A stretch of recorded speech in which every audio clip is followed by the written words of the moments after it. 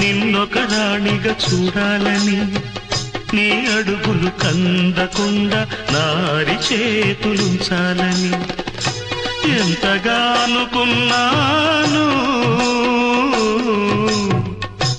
ఏమిటి చూస్తున్నాను, ఎంతగా అనుకున్నాను, ఏమిటి చూస్తున్నాను. పన్నీటి బతుకులోన కన్నీటి మంటలేన రాణి రాణమ్మ, ఆనాటి నవ్వులు ఏవమ్మా. నీ వేడుక చూడాలని, నీ ముంగిట ఆడాలని ఎన్నెన్ని ఆశలతో ఎగిరెగిరి వచ్చానమ్మ.